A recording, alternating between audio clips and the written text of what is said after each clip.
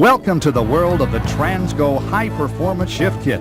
In this video presentation, we'll show you step by step how to install this AOD High Performance Reprogramming Kit. You'll love it. This transmission is about to come alive. This AOD High Performance Kit contains 4 separate packages of assorted springs and parts mounted on a blister pack. Please don't open any small packs at this time. You'll find written instructions, upper and lower valve body gaskets, and a pan gasket. Please refer to the written instructions as you go through the tape.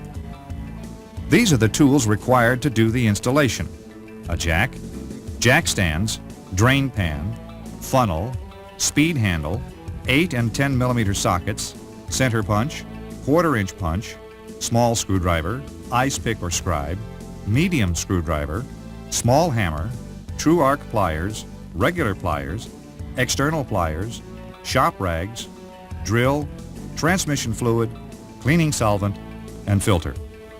See page 6 of the instruction sheet. You may need a 1/4-inch steel check ball and a hard piece of metal as shown.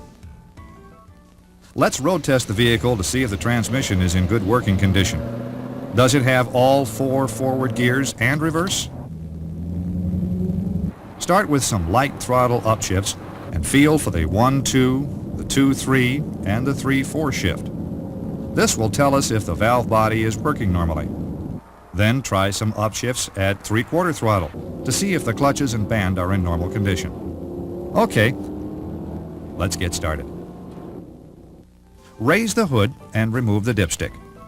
Jack the vehicle up and support it with sturdy jack stands. Does your transmission look like this? If not, you're working on the wrong transmission. Place the drain pan under the transmission. With a 10 millimeter socket and a speed wrench, loosen all the oil pan bolts except for one toward the rear. Pry the pan loose with a screwdriver, remove all the other bolts, then loosen the last bolt slowly while allowing the fluid to dump over the edge of the oil pan into your drain container. Holding the pan up, remove the last bolt, take down the pan. Notice that there aren't any metal filings which would indicate a problem. There is some deposit, which is normal. Set the pan aside. Using the 8 millimeter socket, remove the 3 oil filter bolts. If your transmission oil is still hot, protect your hands with a rag. Have the drain pan in position for the fluid that will run out of the filter and valve body.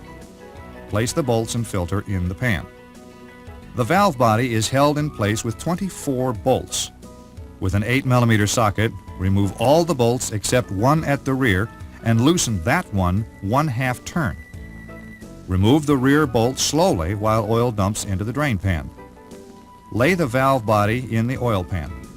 The converter will continue to drain, so be sure that your drain pan will hold at least 10 plus quarts of oil.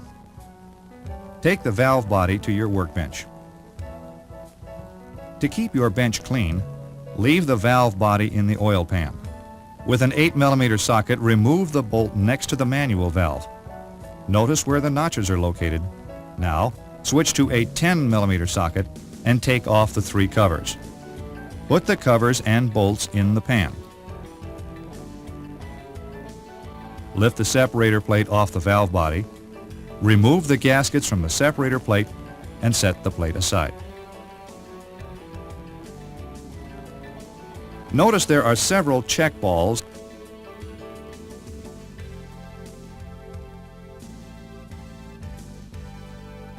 and 2 springs with poppet valves in the valve body. Turn the valve body over so that the check balls and springs will fall into the oil pan, and let the valve body drain. Don't worry, the instruction sheet will tell you where these parts go. Now is a good time to take a break and read the instruction sheet carefully. Let's get real familiar with the kit instructions before we continue. When you're ready, let's start at page 2, step A. Turn off the tape now if you want to stop. Okay, let's continue with page 2, step A. The first job is to install the transfer tube. Remove from pack 1 the transfer tube, the cotton swab, and the 1/8-inch drill bit. Leave the manual valve for now. The transfer tube will be in this position when installed. Step A shows us to drill a 1/8-inch hole straight down through this passage. Let's just identify this area on the valve body. It's this channel right here. Mark the spot to drill with a small center punch. Prepare the area by rinsing with a solvent. Now, turn the can over to blow dry, like this. Break the cotton swab in half and push the cotton end into this corner of the passage. This will stop drilling chips from entering the boost valve area. With the 1/8 inch drill and motor, locate the punch mark and drill straight down through the casting.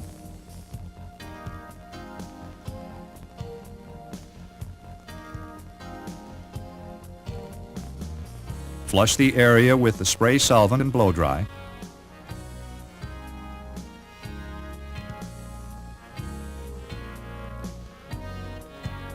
Pull out the cotton swab. Here's the hole.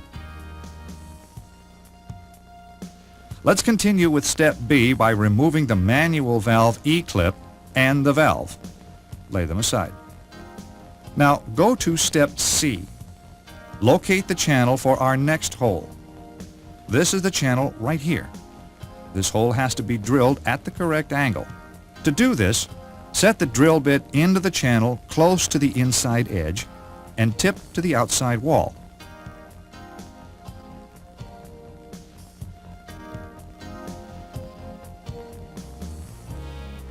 Notice the angle of view on the end. It should look like this. Drill through the casting carefully. Drill only as much as required to get through. This will ensure we do not oversize the hole. Using the solvent spray, flush the area of drilling chips.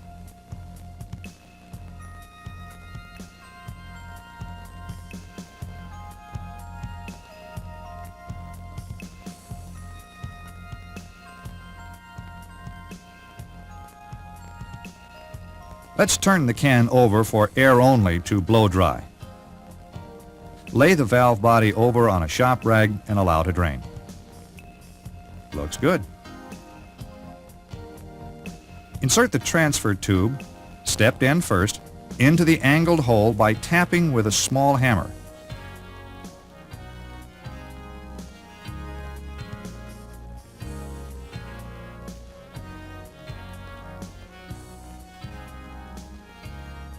Then the other end.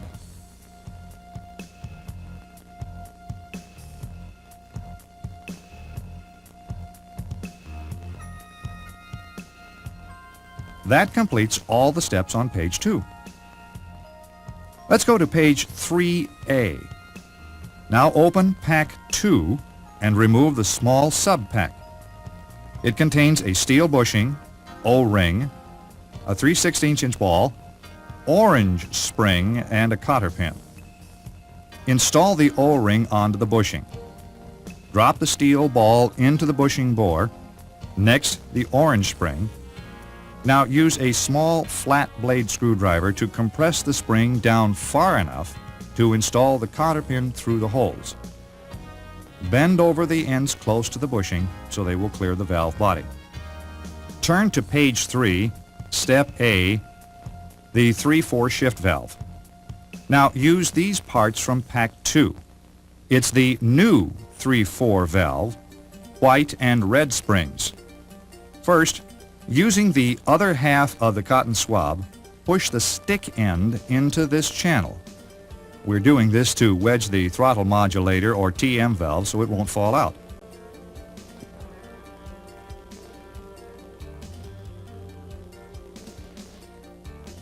Use a small screwdriver and, with your thumb against the end plug, remove the retainer and set it aside.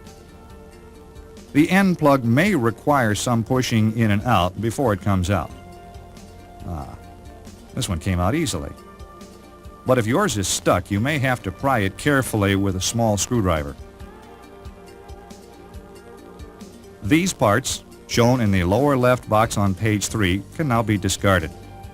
If the TM valve falls out, carefully align and reinstall it now. Be sure that the TM valve is against the barrier as shown. Stand the valve body up on edge and drop the new white and red springs into the bore. Insert the new 3/4 shift valve, wiggle it slightly, and push in gently until it slides into the bore. Push the valve in deeply and insert a paper clip into passage 2 to hold it in place. Find the pre-assembled governor limit valve, lube the O-ring, install the valve,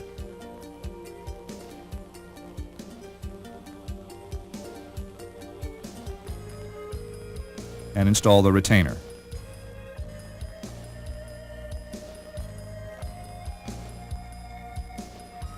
Now, remove the paper clip and cotton swab.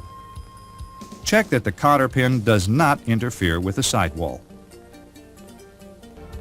Let's count to the right 4 valves to locate the accumulator in step C. Open pack 3 and find the black bolt. Screw it into the end of the plug. Now push in slightly to remove the retainer clip. Be careful, these clips like to fly. Pull the plug out using the pliers on the bolt. Remove the spring, the valve, and the inner spring if it has one.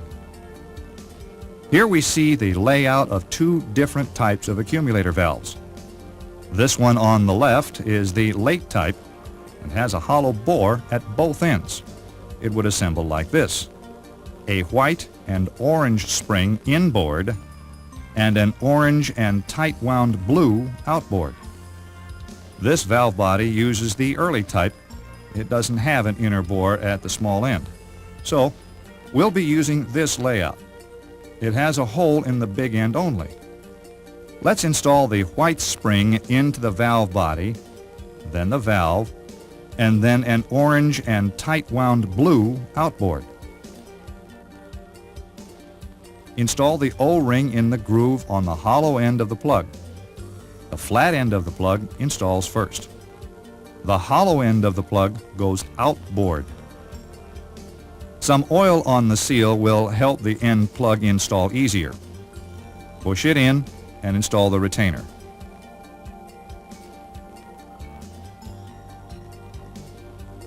Look here. The new plug goes in a little further than the old one. In step D, we will replace the capacity valve and spring with our new valve and green spring. Screw the black bolt into the end plug. Remove the retaining clip and using the pliers, pull out the plug. Remove the valve and spring. Install the new valve and spring into the bore, spring end first. Now install the plug and retainer clip and remove the screw. Let's go to page 4 and continue.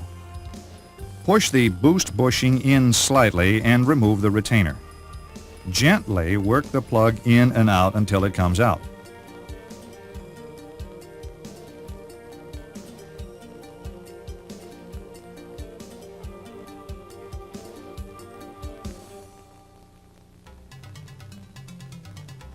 Reach in carefully with a mini screwdriver and remove the springs.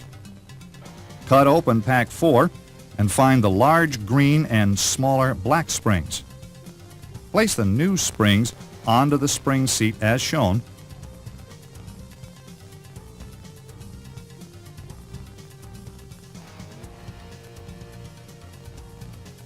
And into the bore.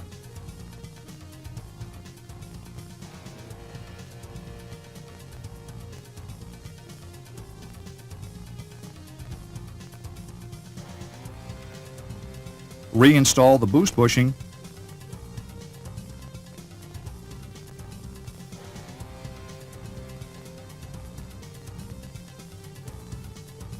and retainer. Let's go to step B. This change is to obtain a higher speed shift back into first. Notice there are 2 valves and 2 springs. You will be reusing the outboard spring, so be sure to catch it when it pops out. Reach into the bore with an ice pick or small screwdriver and pry the outboard retainer upward until you can grab it and pull it out. Catch the spring and put it aside.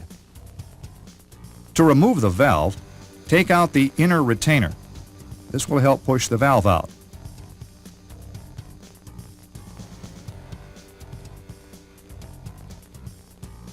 Now remove the inboard spring. Install the new small green spring, and using a medium screwdriver that fits in the end of the spring, compress it and reinstall the retainer. Reinstall the low control valve and the original spring in the same manner.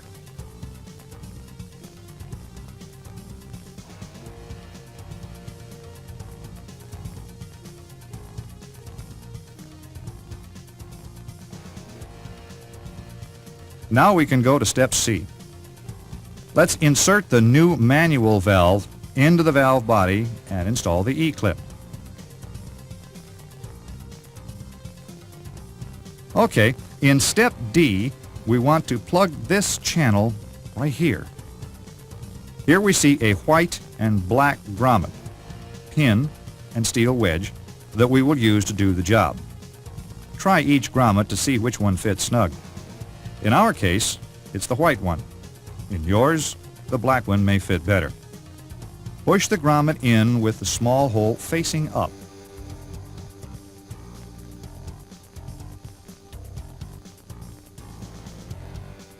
Press in the pin, and now the steel wedge down into the channel on the right-hand side of the grommet.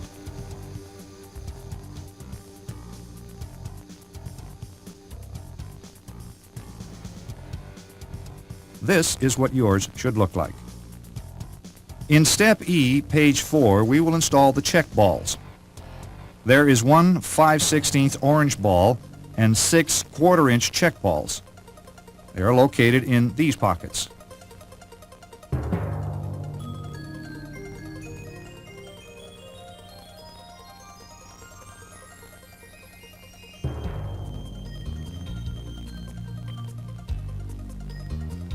Some valve bodies may have a cup orifice and spring like this. If it does, it will go into this pocket. Spring first, then the cup. The pocket in the lower left corner of the valve body does not get a check ball. There are 2 bypass valves on the left side of the valve body. Install the springs and valves as shown. On some models, the lower valve has a long stem.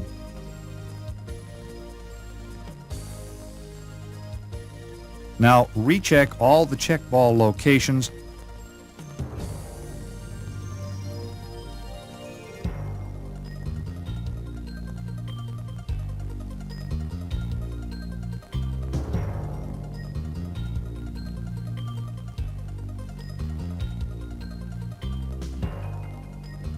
and set the valve body aside. Look at page 5 for separator plate drilling procedures. There are 7 holes designated for change in the separator plate. Use the drills provided by matching them against this picture in the instruction sheet. Hole A and hole K will be drilled with the same size drill bit. Locate the 063 drill from pack 4. Mount it in the drill and drill holes A and K. Notice this model has no hole A. Let's just drill K. Holes B and E will be drilled with an 055 bit. Locate the 055 drill bit from pack 4. Drill locations B and E. Hole C will be drilled with the 042 drill bit. This may be too small for your drill. We had trouble with ours. So we wrap the shank with some Scotch tape to build it up, like this.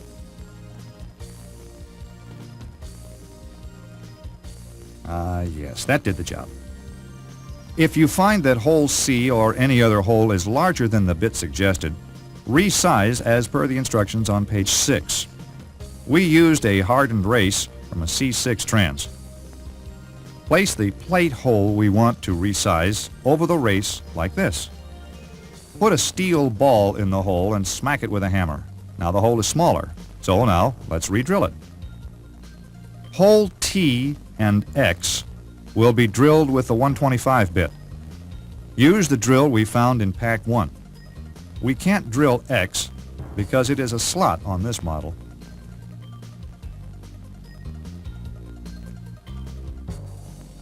Deburr the holes and clean the plate. That completes our hole drilling procedure.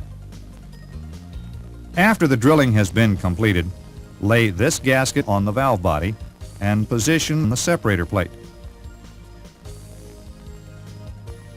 Using 2 long valve body bolts as alignment dowels. Now, locate and position the 3 plates on the separator plate.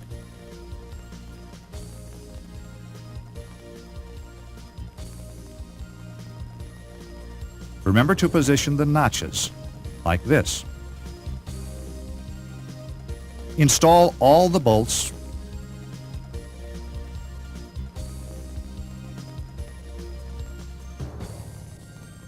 and tighten. Don't forget the 8mm bolt next to the manual valve. Oil the separator plate. Now, let's put the last gasket on. Notice how it fits over the plates. Let's clean the pan and the bolts. Now put all the bolts and the valve body back into the pan. Also, put the orifice and the 3rd accumulator seal, tapered yellow and large blue springs into the pan at this time. They're in pack 4. Don't forget the filter gasket, and pan gasket. Let's take these parts to the car. Turn to page 6. Locate the hole in the case that we want to install the orifice into. It's right here. Start the orifice into the hole, tapered end first. Tap it in with a punch and a small hammer. That looks good. Let's go to the 3rd accumulator piston, located here. Remove the snap ring, cover, spring, and piston. Remove the large seal and install the new black one. It may be rubber or Teflon.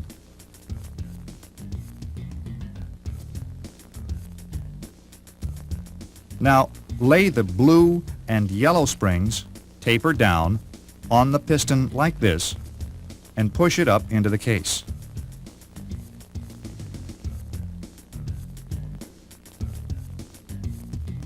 Install the original spring, cover, and the snap ring. It may take 2 people to do this. One to push the cover up, the other to install the snap ring. Holding the valve body up, start 2 long bolts at these locations, 2 or 3 turns.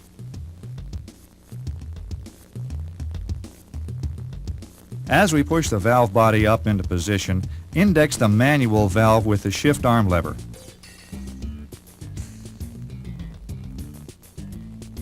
This spring-loaded lever, next to it, has to push on the TV valve. Now finger tighten this short bolt in the center hole.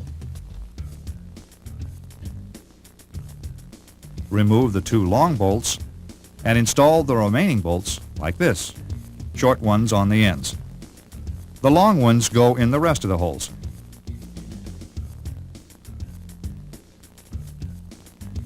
When you tighten this bolt, make sure the roller lines up with the notches on the shift arm. Tighten all the bolts evenly.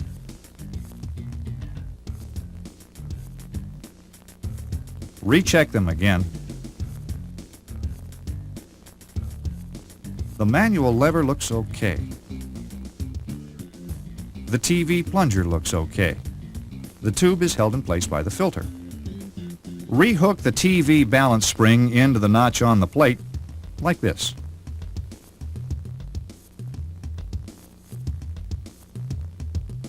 Check your new filter.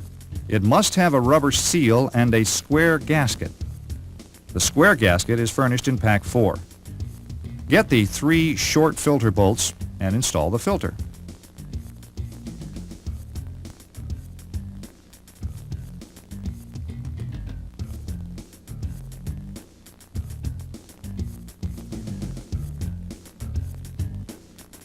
Make sure they're tight.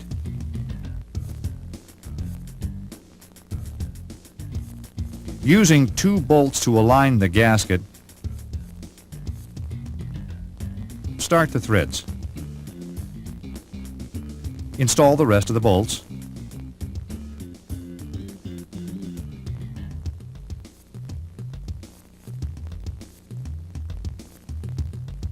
Now, tighten them evenly.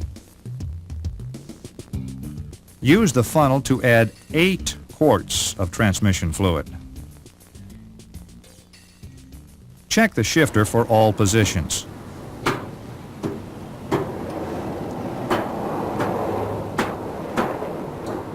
Start the engine in park and wait 15 seconds for the oil to circulate.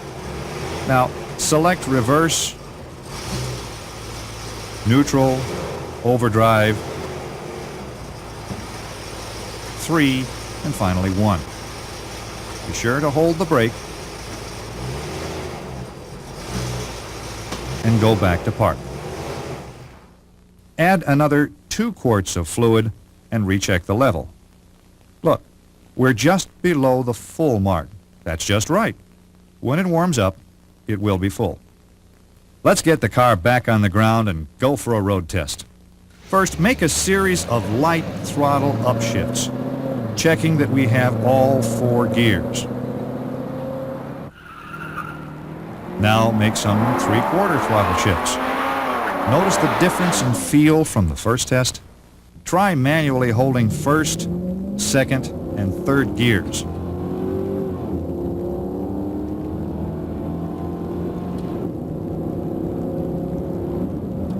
The transmission will not shift to 4th gear anytime the lever is in the 3 position. Take the car back to the work area and recheck the oil level. Make sure there are no leaks. We hope you have as much fun using this high-performance kit as we had in making it. And we thank you for choosing Transgo high-performance transmission products, created for today's muscle car enthusiast.